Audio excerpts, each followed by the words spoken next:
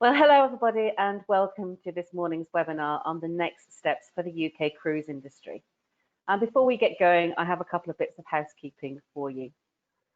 We'll be recording the session and we'll look to share it on the CLIA website a little bit later on this month. And even though you'll be in listen-only mode for the duration of the webinar, we would still like you to contact us with any comments or questions that you might have this morning. So we'll be using the GoToWebinar questions section, which is situated on the right of your screen. So if you click into the questions icon, a text box will open up and it'll make adding your questions a little bit easier. So please do submit any relevant questions or comments that you have, and we'll cover as many as possible at the end of the session. If your question's not answered or you think of something after the webinar has ended, then please do email me at afoster@cruising.org. So now to kick things off, I'd like to introduce Andy Harmer, who's Senior Vice President for Membership and Director at CLIA UK Ireland. Good morning, Andy. Morning, and thank you, Adele, and good morning, everybody, and thank you for joining a special webinar which follows the publication of the UK framework document on Friday and forms part of a number of initiatives this month where we will talk about the restart and the next steps for the cruise industry. And we've assembled this morning three real heavyweights from the cruise industry who have been part of that formation of the framework document, both in the UK and further afield. And they are Darr, the Executive Vice President, Maritime Policy and Government Affairs at MSC Group, David Dingle, the Chairman of Carnival UK, who's with us, although his camera isn't working yet this morning, and Stuart Leven, the Vice President, Government Relations for Royal Caribbean Group. And as you can see, this morning is moderated by the fabulous Lucy Huxley from Travel Weekly, who I will hand over to now. Lucy. Thank you very much, Andy. Good morning, gentlemen, and good morning to everybody who's joined us this morning. So now, as Andy just said, the document was published on Friday. It's a very important document, but I think it'd be great if we could understand from you guys why that is. So Stuart, if I may come to you, and if you could explain who is behind this. It was a big collaboration with lots of organisations, but perhaps explain that first of all. Sure, Lucy. Good morning, everyone. Yeah, we've been working on the document for several months now. It's been in collaboration with the cruise lines, with CLIA. From the government side, we've had Department from Transport, Public Health England, the advisory body, the Maritime and Coastal Agency, Foreign Commonwealth and Development, and we've also had the devolved administrations involved in it as well, and that's all come together into three framework documents that have been collated and published by the UK Chamber of Shipping.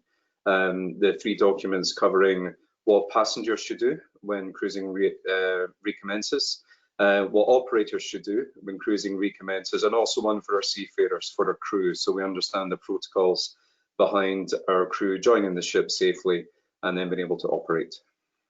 Okay, and this is a government-backed document, isn't it? It's been signed off by the Department of Transport. And why is that so important? Maybe come to you, David. Why is that so important for the industry? Well, quite simply, hang on, I'm on stereo, just a minute. Oh, dear. Oh, gosh, there's a big echo. Stuart, you could probably answer that just while David sorts his audio out. Why is it so important that the government are backing this document? Are you there now, David? No. The importance is that it's the first step on a journey, Lucy. If you look at our overall objective here, the overall objective is to get the relaxation in the Foreign and Commonwealth and Development Office advice that currently says there's an advisory against people going on cruise ships, UK nationals going on cruise ships. So that's the ultimate objective here.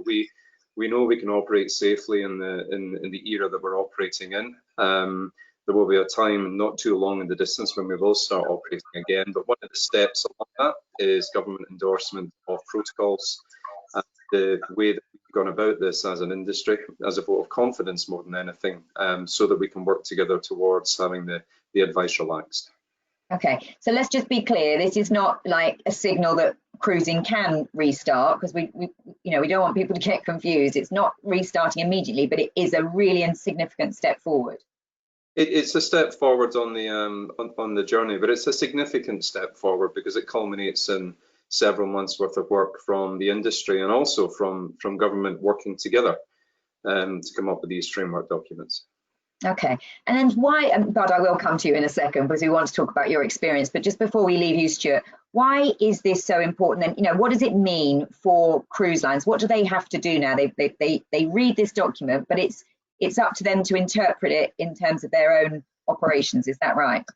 Yeah, it's a framework document. It's an advisory document, and it's linked very closely to the public health information that's going on within the UK across all 4 devolved nations at this present moment in time. The next stage that happens is each of the cruise lines will put together a risk assessment based on the framework, which will then be presented to government, which will then allow the resumption of cruising from UK ports. And it's probably a really good time to go to Bud, because Bud's the only person on this call with real life experience of actually having gone through this process, obviously with the Italian ports. So I'll pass over to Bud now. Yeah, okay, that's definitely a good point. So good morning, Bud. Now, you've obviously restarted operations in the Mediterranean, as Stuart said. So it'd be really interesting just to first of all get your experience, and then obviously, you know, your interpretation of this document as well, in terms of, you know, will you be changing anything having seen this document, or did your experience feed into the document? Yeah, maybe I'll, and good morning. Maybe I'll take it in reverse order, because the latter is definitely true. Okay. We already had some experience in developing detailed protocols, in getting a sense of where governments were headed with their thinking around protecting the public health, as well as protecting the people on board our ships. And so we were able to use that experience, because we were pretty far along, to work within the group of the cruise industry, with the UK Chamber and CLIA collaborating together with government. So it was a really helpful experience. And also, we worked very closely, as did some of the other lines as well, with development of the EU Healthy Gateways document, which was published in June, and the European Maritime Safety Agency guidance, which was published shortly thereafter in July. And because we had experience with both of those, we found it was really helpful to not have to relearn some of the same lessons we learned as we were developing what we were going to do in Europe. And I very much agree with Stuart. It was very important that we collaborate with government in the UK. And for those that don't know, our operations for our entire fleet are based in the UK. So we actually have a very strong presence there and a close connection to the UK community. But our experience had been, it was really almost unthinkable that we would begin operating in the Mediterranean, where we had planned to, without close collaboration with the authorities at the national level or local level, in most cases both, because you really have to make sure that their thinking and their expectations match up with what it is that you're planning to do as a cruise line. So we did have the advantage of being pretty far along in our thinking, and we now have just started week 8 of MSC Grandiosa sailing in the Mediterranean, and we found that the protocols are really working as intended, and where we've had safety nets there to catch problems that came up, they work the way they were supposed to work, and that's actually quite gratifying to see. And then also the fact that we can share that experience through an industry body as effective as CLIA is, I think is really good for all of us, because we're an industry where, quite honestly, we compete on a commercial basis, but when it comes to safety, health, environment, security, when one of us cuts, we all bleed as an entire community. So I think that collaboration is extremely important, and I think that the finalization and publication of these documents through the UK Chamber is a great reflection of that spirit of cooperation, and I hope it continues. And I know that if we do this the right way and we do it together, pulling the same direction, that we're going to be not just back, we're going to be back better than ever, and a more longer term sustainable business for the long term. It's just a steep hill to get back to where we were, but we're climbing that hill, and we're going to do it, and we're going to be successful. Okay. Now, you mentioned, Bud, you put these safety nets in place, to use your words, and that they were successful in picking up things. So perhaps you could just talk practically about what those safety nets are. Are you referring to screening processes at embarkation? Are you referring to, basic things like having key ports of call identified in case there's an outbreak? All these different things that are set out in the framework document. Perhaps you can explain practically what you put in place. Sure, and you hit on one very big one, because I think of all the preventive steps that we took. For us, the most significant decision we came to early on is that we knew we wanted to do universal screening of guests. That's not an easy thing to accomplish in some places, and we had to work at it really hard to find the right balance between developing technology and reliability in it, and its availability in a practical sense, particularly if you're bringing on a significant number of people in a particular port. So we did have instances where we had people test positive through our screening process. Most of them turned out to be false positives, but our secondary screening process that occurred after that cleared those that were false positives and did identify a couple that were actual positives, and we were able to keep them from getting on board the ship. Another example I'll give you is the bubble shore excursions, as we call them colloquially. I think that that's a really important element of the way we approach this, because if we were to allow just the routine past experience of you get off the ship and you can take a shore excursion, or you can go to a cafe, or you can just walk around, that really is not compatible with the type of secure environment that we're trying to provide for the guests from start to finish of the cruise. So we saw that as potentially opening up a big gap in those safety nets if we didn't provide that sanitized environment. Say that not meaning a pun, but a safe and secure environment that parallels what we're providing on the ship. And we had 3 guests on our very first cruise that decided that they would create their own shore excursion and break off from their group, against strong warnings not to do that, and that there would be serious consequences. We found them, we tracked them down, we gave them private transportation back to the dock, where they found their bags waiting for them on the dock, and they were invited to not come back on our ship again. You hate to lose a customer, you particularly hate to lose one on bad terms, but it had to be done, and it had to be done in a very visible way to show people we were serious. And the response from our guests, the response from the cruise community, and the response from the media was overwhelmingly positive, that we really were showing that we were walking the walk and not just talking the talk. Subsequently, so you really will take a hard line if people are not following this guidance, then this framework document.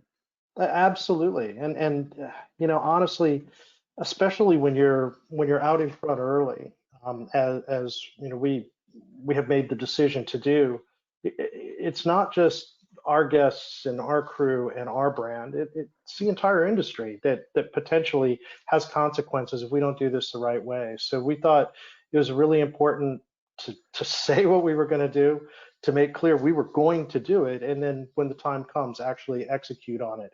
Keeping up that execution in the longer term is going to be a challenge for all of us, because we can't get complacent. It's not a time for that, and so we're continually training and also revising as necessary our procedures and fine-tuning them. Yeah, so you're setting an example, as you say. Stuart, for the UK though, and obviously Bud talks about what he's doing, particularly in Italian ports. For the UK, I know one of the guidance in the document is around there'll be no disembarking in countries which are not on the UK's travel corridor list. Well, there's not many countries on that list. So what does that mean? Like, when there is a restart, will we just see ships sailing to nowhere? I think it's good. Bud used a great word there, which is bubble.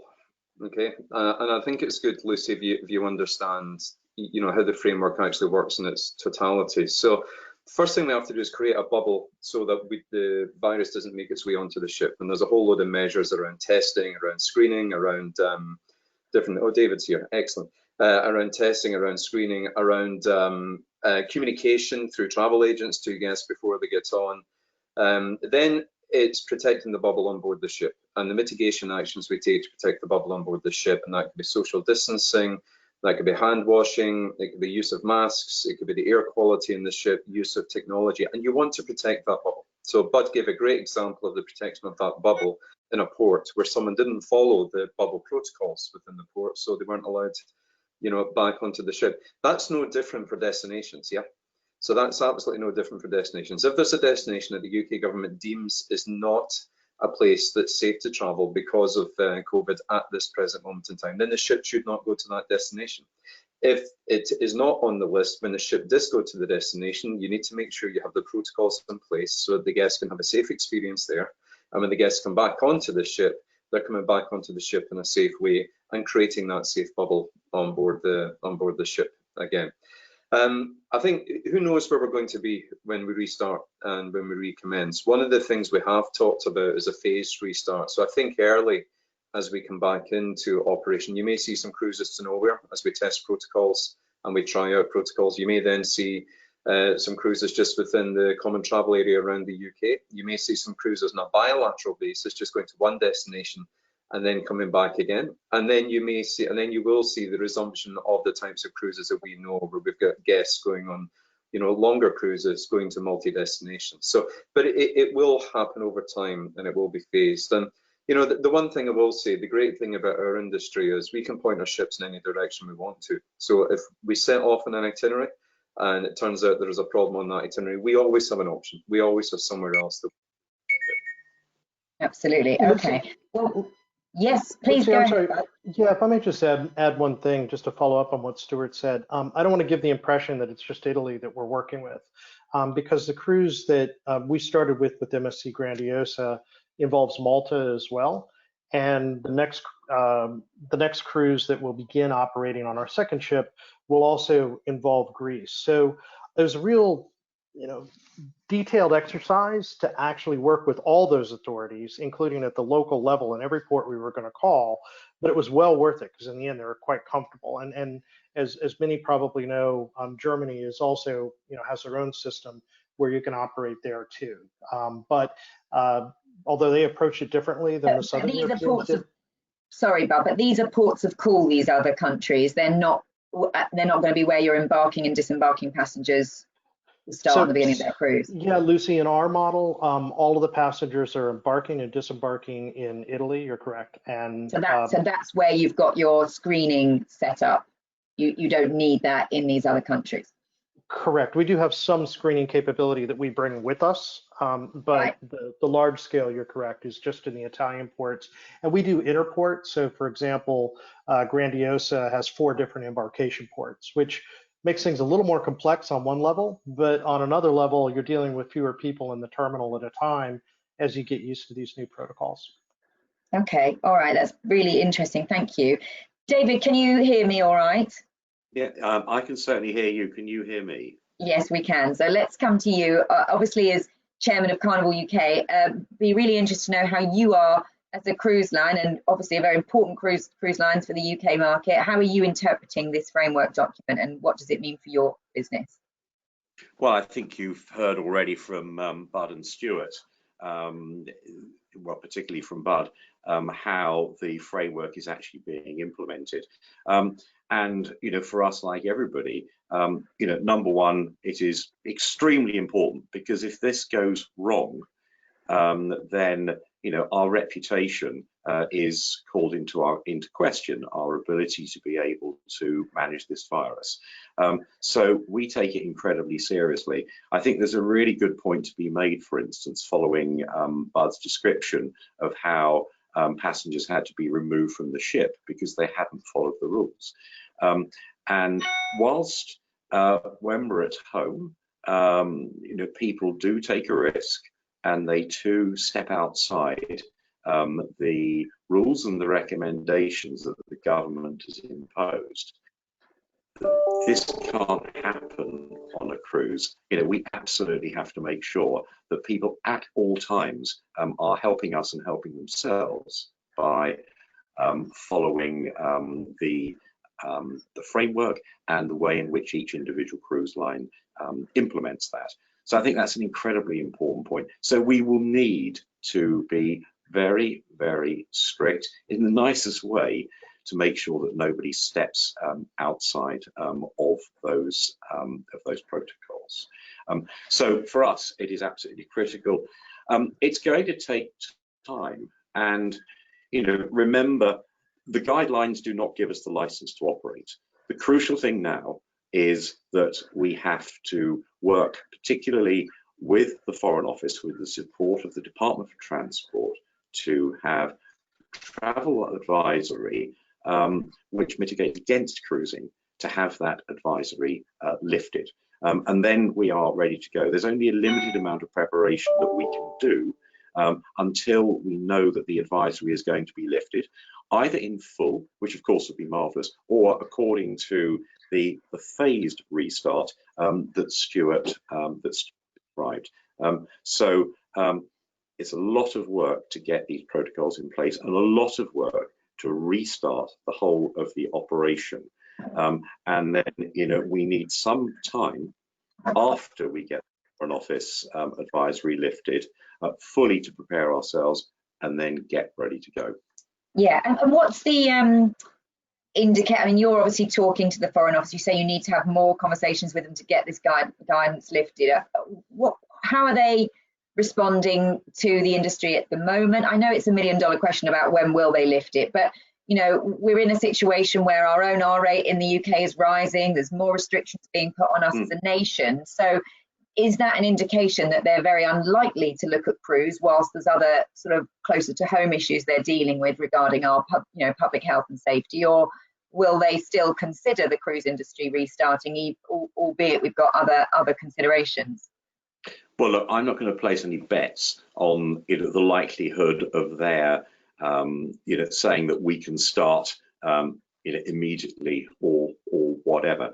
And I think it's of course rather more challenging, that here we are beginning to issue good news regarding the cruise industry and the acceptance, particularly of the framework, in an environment when we see the R number rising in this country. So you can appreciate the nervousness, and you can appreciate the government's dilemma by not wanting to give out any mixed messages, if you like, regarding coronavirus. So I think that the phased restart and the fact that we can begin by confining operations to the UK and nowhere else, and only carrying British passengers, and effectively just making a cruise an extension of a UK bubble, I think that is a particularly strong argument. And that's certainly one that we would hope to land. Even if we don't get everything at the start, to be able to operate just in those UK waters, I think would be an extremely important signal. Because apart from anything else, it's going to prove the concept of the framework. We will be able to demonstrate that a cruise is, in reality, a very safe holiday to take, just as Bud has been able to do that in the Mediterranean, that we can then do that in the UK. So that's a really important signal. But we do have to, work with the Foreign Office and also with the Public Health England and the Department for Health and Social Care, so that the messages going to the Foreign Office on our behalf are credible and effective, and that they will help the Foreign Office to be able to change its mind. I think one of the issues here, pretty simply, is that no one person wants to take responsibility for the decision. So we've all got to help that process. So we're working really, really hard in trying to persuade all those who can affect this decision to come to our aid and get that decision made as soon as possible. Okay, great. Now I know we're going to go shortly to questions from people who have joined the webinar, but Stuart, just before we do, I mean, both Bud and David have talked about the importance of people adhering to these guidelines if they're passengers, and you guys having to take a strict approach, but actually people doing the right thing. So that communication is going to be key to passengers, and I guess that will be done via the travel trade, predominantly in the cruise sector. Cruises are sold predominantly by travel agents. So what is your message to agents who will be, reading the fact that this document has come out, this framework, and that they need to sort of pass information on to their customers around, being confident to book a cruise, but then what they would expect of those passengers if they came on a cruise in the new world? Yeah, Lucy, I think we've all got a role to play in creating these bubbles, and the communication with cruise guests before they actually get on the ship, before they come to the terminal, is a critical part. of that. Its communication process starts at point of booking. I think within there you've got terms and conditions, you've got insurance, you've got the whole communication process around, you know, if I think for 1 second that I may be at risk of having coronavirus, you know, I really don't want to be traveling to the terminal. So we need to make it easy for the guests not to travel to the terminal in that situation. And the communication has to be quite, you know, quite solid around that. But it's also, you know, there's 3 framework documents, and one of the framework documents is advice for passengers on board, you know, when they get on board the ship. And, you know, this covers everything from social distancing to the wearing of masks to, you know, as we've been doing for many years in the ships, washy, handy, you know, it's all, you know, that sort of thing. And it's not an overly technical document, but, you know, one of the things that we'll ask Andy, and we have asked Andy and the CLIA team to do, is turn it into simple language, simple speak, so that in actual fact, if someone comes in to book a cruise, then the travel agency partner, who's got a big, massive role to play in this in terms of building confidence, will have the tools at their disposal to actually sit down and say, right, here's what your cruise holiday is going to look like, but also, you know, so that you can be safe on board the holiday, here's the things that you're going to have to do before you go, and also the thing you're going to have to do after you're on board the ship. Okay, great.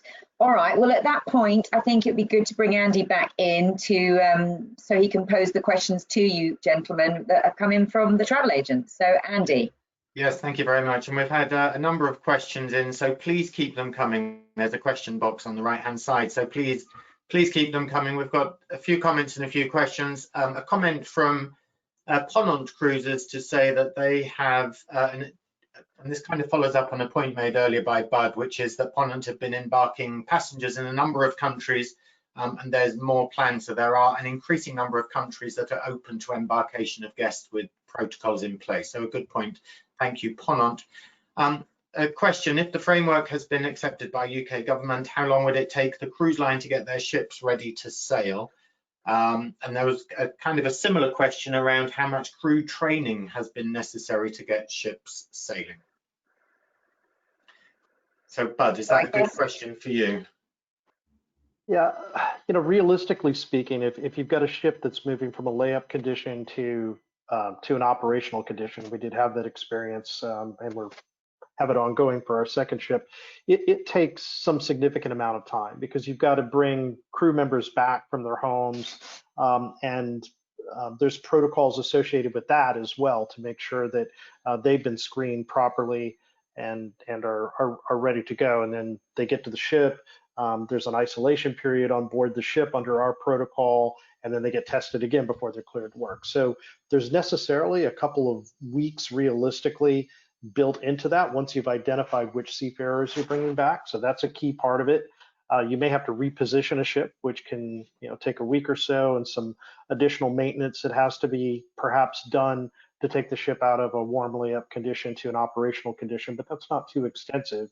And as far as training goes, it's a very real challenge that, you know, we had to face. So we had to develop training at the same time in parallel path as we were developing the protocols, which is kind of like changing the tires on a car while it's driving down the road, but it all came together pretty well. And we used a combination of computer-based training and live training, and then some train the trainer sort of work on our part to make sure that we continue that on an ongoing basis, including drills on board. So you can imagine that takes a little bit of time to get all that together as well. So it's probably not a period of months once the decision has been made, but it's certainly a significant number of weeks at a minimum to have the ship ready to go once you've made that commitment that you're going to run that cruise. Thank you very much indeed. Question for David. Or does he believe that the UK government decision will follow the decision by CDC in North America? Well, I think that may have an influence, but obviously there's quite a way to go with the CDC. Would the UK government go ahead before the CDC? I think that is possible, because as we've seen, you know, every government takes a slightly different position regarding coronavirus, and what is going on in the UK in terms of the development of the virus is different from what might be going on in the United States. So I don't think the two are absolutely connected, but I do think that the UK, will be keeping one eye on what is happening on the American side. Great, thank you. Question for Stuart. What will happen for guests that will what will need to happen for guests to be able to go ashore independently again? And could it be different rules for different ports depending on the situation in those countries? Yeah, thanks, Andy. Yeah, the cruise lines will be working with all the government supports and destinations to work out what the protocols are where they arrive and where they're going into. I think in time we'll get back to a situation with independent guests doing their own thing, but I don't see that in the short term. I think we can all learn from the experiences that MSC and others have had, that if we have this controlled and protected bubble, then we can mitigate the impact that shore excursions are having as people are getting back on board and back on board ships. I mean, the one thing to bear in mind though is you do have some private destinations out there, and private destinations in themselves will become protected in private bubbles. So sure, guests going on board to private destinations will be different than turning up in a city and just wandering around, where it really will be shore excursions that are provided by the cruise line and provided in a safe and protected way. Great, thank you. Question for Bud around shore visits for crew. How are you able to manage crew visits to certain destinations during the course of a cruise? We made a decision early on that a part of our protocol that was presented to the governments where we were operating would be that we would, in the short term, not be allowing crew to take shore leave, because as you can imagine, if we were concerned about the guests going outside of our bubble type of environment, you invoke a whole lot of extra risk if it's business as usual for the crew members. But that was always just part of our first phase of operation, and as we're moving forward, we're designing shore leave that has protective measures around it that are equivalent to the type of protective measures that the guests are experiencing on the bubble shore excursion. So I think for the short term and maybe the midterm, until things loosen up overall with regard to the health condition, that's probably what it's going to look like in our case, because we just really think it evokes too much risk to do otherwise. We are very mindful of the need for shore leave for seafarers. I'm a seafarer myself. I feel it personally, and I know how important it is, but we're in extraordinary times throughout the entire maritime community, not just the cruise industry. And I think most of our seafarers and unions appreciate that this is a temporary situation that we're working to solve in the longer term. Great, thank you, Bud. I have one more question, then I'll hand back to Lucy. And it's a question around the impact on sailing lengths, and also a related question around MSC's plans to come into the UK. So will there be an impact on the sailing lengths initially as restart happens, and also will brands such as MSC start positioning ships back in the UK anytime soon? And then I'll hand back to Lucy. I don't know who wants to take that initially. Well, if I just make a few comments about durations, and one of the concerns that, for instance, the Foreign Office has had in the UK, in which we've worked very hard with them to, shall we say, modify their view, is any concerns about repatriation of sick passengers or indeed crew members from a ship were there to be any cases on board. And obviously getting people off a ship very, very swiftly depends on where the ship it is at the time, how far it might have gone from the UK. If, for instance, a ship went off and it went continuously across the Atlantic, getting somebody off a ship at that point would take much longer if it was sailing in more coastal areas. So in the early stages, it is, I think, highly likely that we will be operating cruises which are, shall we say, closer to ports and to sensible points from which we can repatriate. And indeed, within the framework is the requirement that as part of restarting, the cruise lines identify various ports in various countries where agreements will be made for passengers or crew members from ships to be repatriated home. So all that has to be in place. So I think that certain types of cruises, particularly very long ones with very long sea passengers, will be the last cruises that we will recommence operation of. And David, could I just jump in there? Does that then mean, you know, obviously those images that we saw right at the start of this crisis, where cruise lines were not allowed into port and they weren't allowed to come in and you know, disembark passengers, and that was obviously quite concerning, wasn't it? That was one of the things that I think sort of worried people. So that this new framework where you've got these agreements in place mean that that will not happen. Well, that's absolutely the intention, and a huge amount has changed since those early days and those particular problems. The very fact that we have these that we have this framework, and frameworks of this type are reflected in all the major markets, be it continental Europe and now North America, and of course here in the UK. And the purpose of that is to make sure that we don't have any repetition. But an important feature within it is making sure that, you know, not only are there few, if any, cases occurring on board, but when they do, we can get the person off the ship quickly to avoid any spread more widely within the ship, and reach a situation where a large number of people all had to be taken home at once. That is absolutely what all the work that we've done is intended to.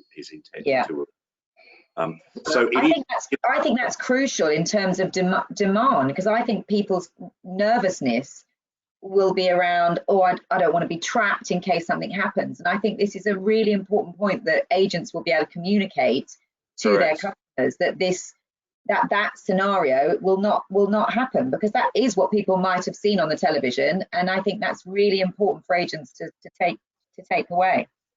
Yeah, and it is also why when you look at individual cruise lines restart plans and the official dates that they have, it's why those dates vary according to the removal of these very, very long cruises with long ocean passengers from programs, you know, until such times as we have got the frameworks operating and that we have experience and that the virus has hopefully moved on. Yeah, I know Bud wants to come in. Go on, please do, Bud. Yeah, so just to add to the point that David made in the end, I won't focus on repatriation, but I'll focus on the health aspects. And that is, you know, there's no zero risk scenario here. Just like in our entire society right now, there's no zero risk scenario with COVID. So this is all about identifying the risks and mitigating the risks to a sufficiently safe level where we're providing at least, if not a higher level, and I believe it's a higher level of safety and health for our guests. So as you move from, say, you know, a 2-night cruise to nowhere to the extreme of, say, you know, an extended open ocean passage, the risk profile changes substantially. And as you move along that continuum, you have to mitigate the risks in a different way. So if you're going to run and I don't think the duration of the cruise is as significant as the distance between ports on a particular leg, or distance from a port where you have arrangements, as David mentioned. So I don't know so much that it's a 10-day or a 12-day cruise, but how far are you from a place where you really have made those arrangements? And I can tell you in our case, even though we're going to run, we started with 7-day cruises with multiple ports.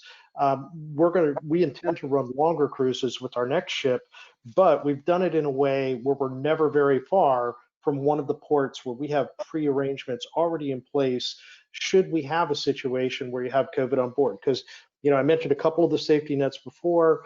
You know, just like in all of society, there's a risk of COVID entering even the safest of bubbles. That could happen, and if it does, the protocols that we have in place are designed to deal with that and work closely with the authorities to make sure that the cases are managed properly when they do occur, and reduce to a very, very minimum the risk that you have these extended exposures, large sorts of cases like you saw in the beginning, where frankly the public health authorities were making some really substantial mistakes in the way that they were handling that. We've all learned from that, and I think it's factored into the way that we plan to operate, at least for the short term.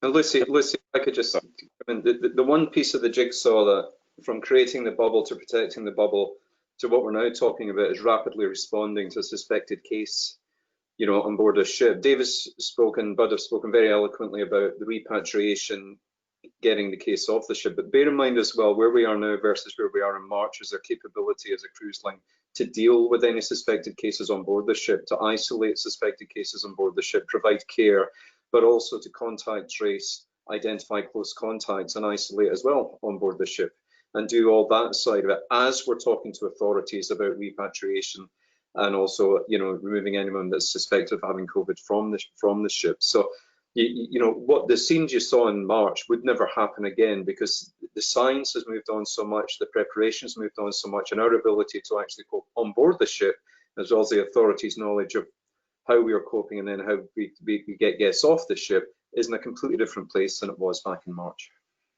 Okay. So all right. if I just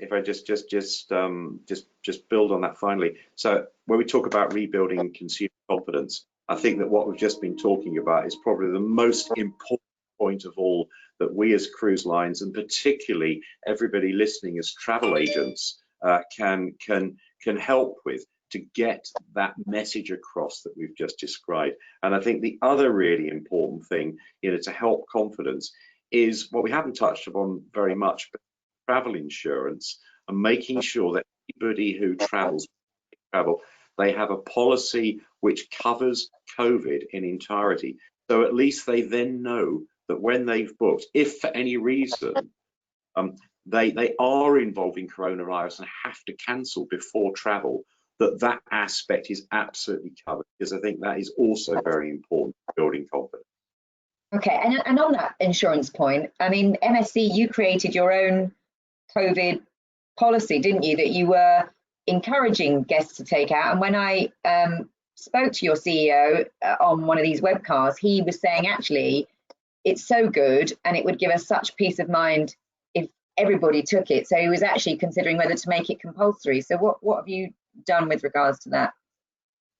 Presently, it's reflected in the cost of the price that the guest pays. It's just not an option. It's part of the package. It's so good on so many different levels, and it's a reasonable amount of cost that this covers being offered, that it's just something that made sense for us to just integrate into the offering, and it's not optional at this point. Okay, and so is that something that Royal and Carnival would consider doing as well, gentlemen? There's different ways to tackle it, Lucy, as well. You know, the cruising with confidence that we have gives someone the chance to cancel, you know, right up to point of departure anyway, 48 hours before departure. So if someone does have, you know, a challenge or exposure to COVID, you know, so there are different ways to cover this. But the point that Bud made and David made is very well made. As part of the prevention measures, we need to make it easy for a guest not to go to the terminal to get onto the ship in the event that they think they've been exposed to COVID or indeed have COVID. Okay, all right. And let's just pick up on that communication point that David made. He said it's crucial, and you've got lots of people listening to this today, and I'm sure a lot of people will watch it as well on demand. But what should, you know, are you going to provide anything in terms of materials or information? I mean, you talked about CLIA simplifying and putting it into a sort of simple language, you know, the elements of the framework, but will you as cruise lines also provide materials to help agents communicate this? Yeah, let me come in on that, Lucy. One of the things we've actually learned through dealing with government agencies is there's a lot of, and I use the word ignorance very carefully, but so many of the people we're dealing with government have never been on a cruise ship. And you can give them a 6-page document in black and white print and say to them, this is what we're going to do. But it's really hard to think about what you're going to do. One of the great things that Bud and MSC have managed to do is actually visualize it. There's a lot of videos out there, there's lots of social media out there showing how it's actually coming into action. I think we all need to learn from that. And I think be it websites, be it trade tools, be it working in tandem with CLIA, we need to make sure that there's a visual representation that's really easy, really simple, so that a guest can actually sit down and look at it and think, right, this is what, not just with what it will look like, but also instructive to them so they understand their role in playing in creating the bubble and protecting the bubble. You're talking about creating videos that show what customers are required to do and then what it will be like on board, etc. Absolutely, it's all part of the communication process that we have to go through before guests get on board the ship. And will that be done centrally by an organisation like CLIA, or will you all do that individually? I think it'll be both.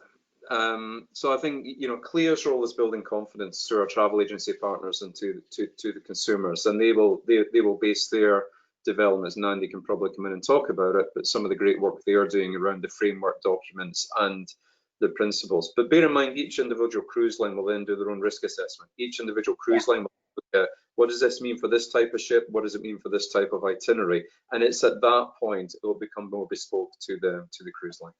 Okay, well, perhaps this is a good point just to invite Andy back in. Andy, did you want to comment on what CLIA's got planned? And also you may well have some more questions. I imagine we've been talking for another 10 minutes or so. Is any other questions come in from our viewers? Yeah, thanks, Lucy. Yes, absolutely. This webinar is kind of the beginning of the process of spreading that information around our travel agent community. So there's a new toolkit that will be launched on our website today. We have some more webinars planned. We also have a special half-day event planned where we can really talk in depth about restart and recovery and build on some of the messages that we've heard today as well. So a big thank you to our three panelists today and to you, Lucy. I do have a couple more questions, and I'm very conscious of time. Somebody asking, there we go, will cruise lines be looking at the cost of excursions and also the style of excursions that they'll be offering in order to ensure that continued focus on what the customer experience is like in a destination? We can start with that one, and then I think I'd like to go to the question around if the cruise ship has all of this screening as part of that embarkation process, is it still necessary for guests to wear face coverings across the ship? Okay, so Bud, maybe you take the first one around costs. I mean, you know, the question was around the cost of shore excursions, but I mean, cost is a whole issue. All these new measures and these guidelines in the framework presumably cost the cruise lines money. Will that impact on what the customer pays, whether it's for a shore excursion or just the cruise price in general? Yeah, I think only over time the market will really determine that in the end. At this point, we're not thinking about what it's costing us, and trust me, it's costing a significant amount, but we're not focused on that. We're focused on how can we do this? How can we prove the concepts? How can we provide a guest experience that suits their needs? That's a reasonable business model for us. So as we incorporate their feedback, we'll be looking for ways to expand the variety of offerings as long as we're still in this very restrictive mode, at least, to where we can find that balance between the proper protections and also what they want and at the right price point. There's a real balance to be had there, but certainly as we get farther into this and are more successful with limited restart, the input from the guests is going to largely determine what's offered in the future. Okay, all right, thank you, Bud. And I don't know, David, if you want to pick up that second question, which was around, will masks be necessary if people have been screened?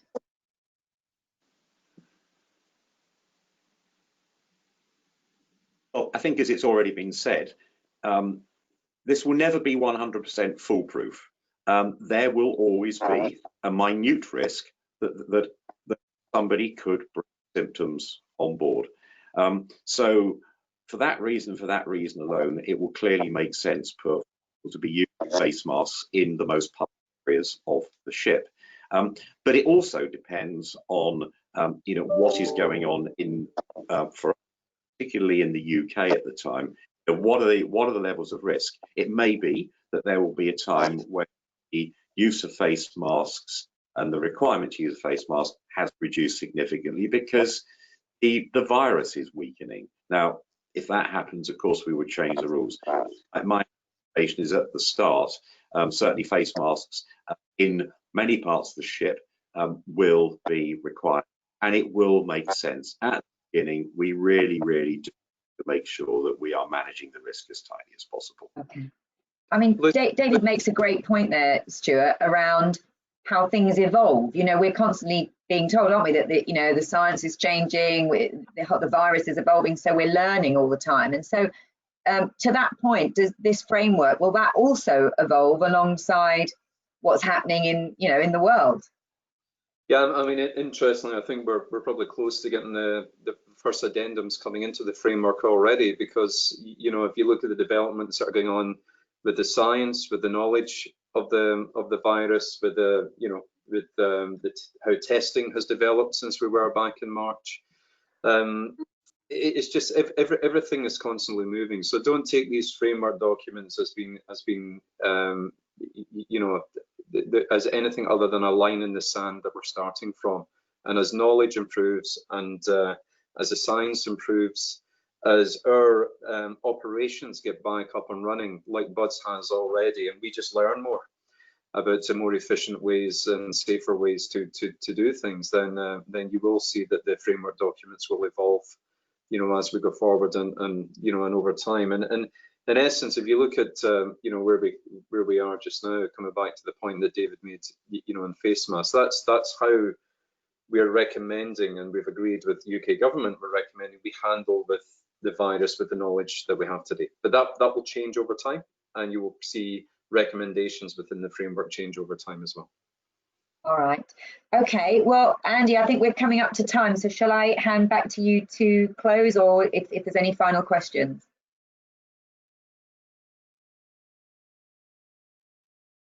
Or maybe not. Andy's disappeared.